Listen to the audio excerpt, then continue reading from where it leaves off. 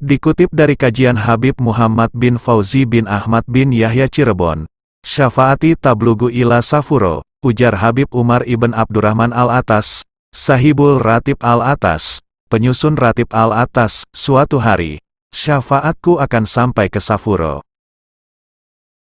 Murid-murid beliau cuma mencatat tausiah itu tanpa mampu memahami makna kata Safuro yang beliau ucapkan.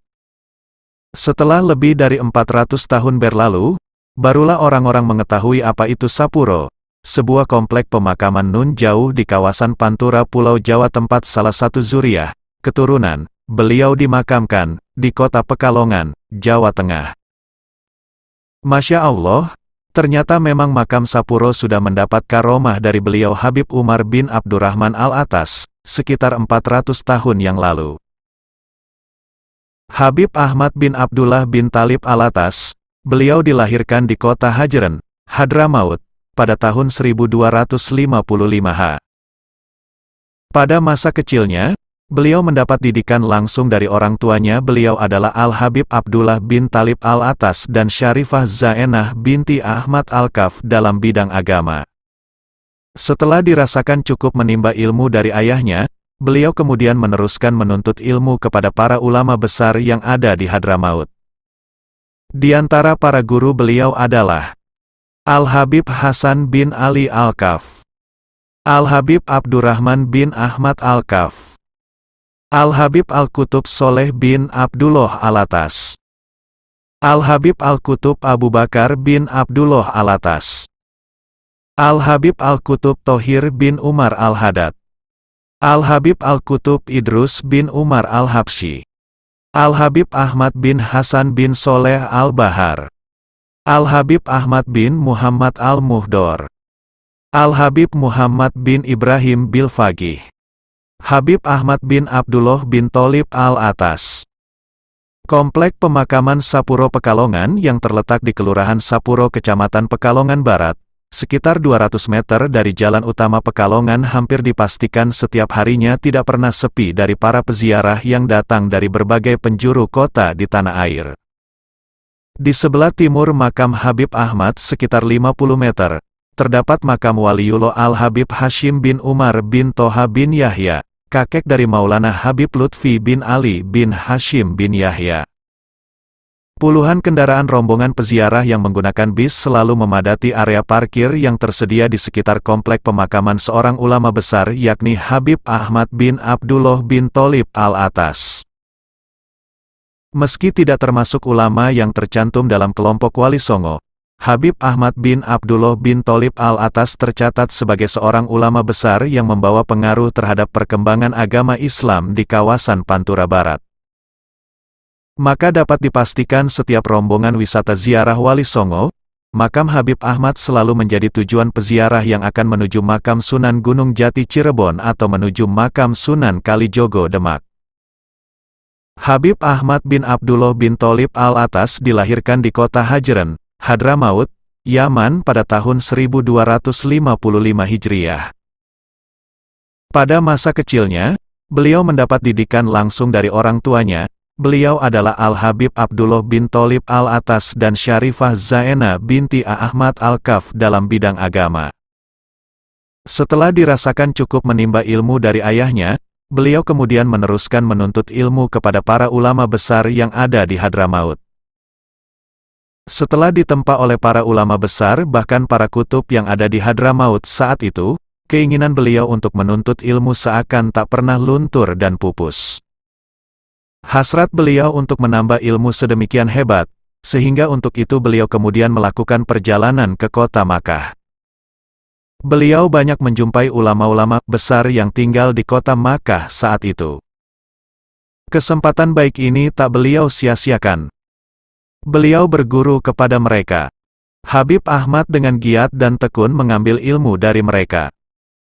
Sehingga tak terasa sudah 12 tahun beliau jalani untuk menimba ilmu di sana.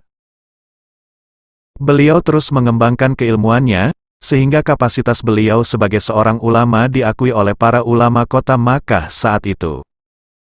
Beliau kemudian dianjurkan oleh guru beliau, As-Sayyid Al-Alamah Ahmad bin Zaini Dahlan, untuk memulai terjun ke masyarakat, mengajarkan ilmu dan berdakwah. Mula-mula beliau berdakwah di pinggiran kota Makkah. Beliau tinggal di sana selama 7 tahun. Dalam kurun waktu itu, kegiatan dakwah selalu aktif beliau lakukan di sana. Kemudian beliau berkeinginan untuk melanjutkan perjalanan dakwah beliau ke Indonesia. Beliau sampai di sini diperkirakan sekitar tahun 1295 sampai tahun 1300 Hijriah. Setibanya beliau di Indonesia, beliau menuju ke kota Pekalongan dan menetap di sana. Di kota Pekalongan, beliau selalu aktif meneruskan kegiatan-kegiatan dakwahnya. Beliau tidak ambil pusing dengan urusan-urusan duniawi.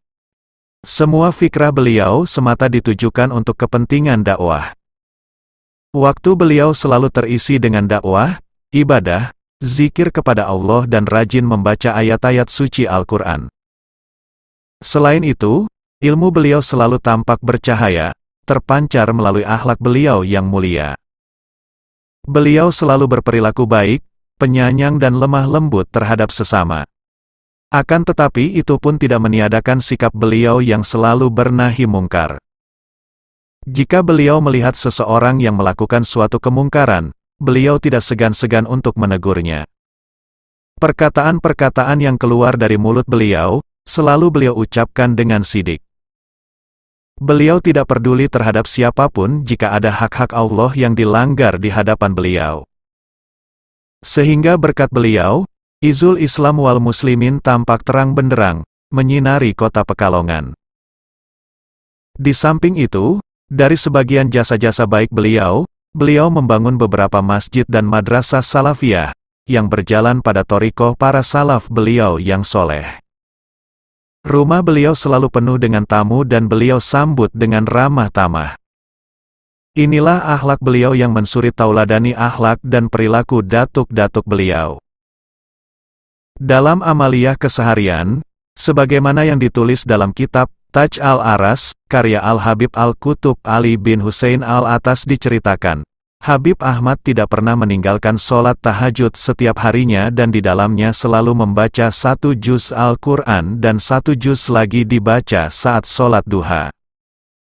Membaca rotib yang disusun Habib Umar bin Abdurrahman Al-Atas dan membaca wirid karangan Habib Abdullah Al-Haddad adalah pekerjaan setiap pagi dan sore Habib Ahmad.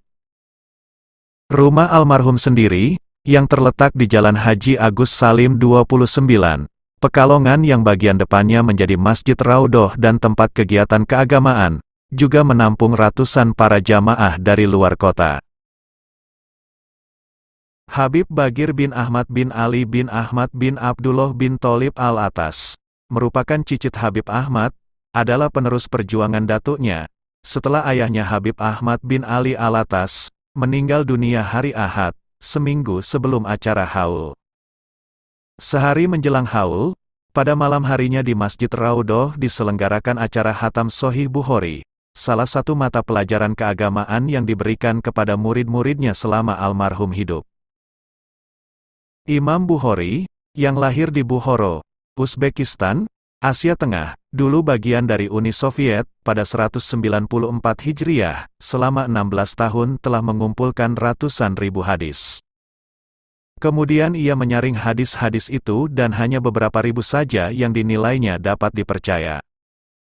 Ketelitiannya dalam periwayatan hadits, menyebabkan para ulama hadits belakangan menempatkan kitab Sahih Al-Bukhari sebagai peringkat pertama dalam urutan kitab-kitab hadits yang muktabar. Makam Imam Bukhari terletak di kota Samarkand, Uzbekistan. Imam Bukhari memiliki nama lengkap Muhammad bin Ismail al-Bukhari. Ini dijuluki sebagai Amirul Mukminin fil Hadis atau pemimpin orang-orang yang beriman dalam hal ilmu hadis. Semasa hidupnya, Imam Bukhari adalah ahli hadis yang termasyhur di antara para ahli hadis yakni Imam Muslim, Abu Dawud, Tirmidzi, An-Nasai dan Ibnu Majah. Bahkan dalam buku-buku fikih dan hadis, hadis-hadisnya memiliki derajat yang tinggi. Kebesaran akan keilmuan beliau diakui dan dikagumi sampai ke seantero dunia Islam. Sampai beliau meninggal pun, makam Imam Bukhari menjadi tempat ziarah sekaligus wisata religi paling fenomenal. Selain itu, Kisah penemuan makam Imam Bukhari juga menjadi sejarah penting bagi umat Muslim. Uzbekistan, yang kala itu, masih berada di bawah Uni Soviet. Walaupun awalnya pihak Uni Soviet menolaknya, namun Presiden Soekarno bersikeras atas syarat tersebut. Jika tidak ditemukan, maka Soekarno tidak akan mengunjungi Uni Soviet. Jadi secara tidak langsung Presiden Soekarno adalah salah satu penemu makam Imam Bukhari tersebut. Awalnya, Khrushchev enggan untuk melakukannya, namun Bung Karno bersikeras akan syarat tersebut. Ia bahkan mengancam akan memboyong jenazah Imam Bukhari ke Indonesia. Akhirnya, atas desakan Bung Karno dan ulama Bukhara, Khrushchev pun mencari makam Imam Bukhari dan kemudian membangun sebuah makam yang megah untuknya. Dalam beberapa sumber, disebutkan bahwa Bung Karno pernah mengunjungi makam Imam Bukhari yang berada di kota Samarkand, Uzbekistan, tepatnya pada tahun 1956.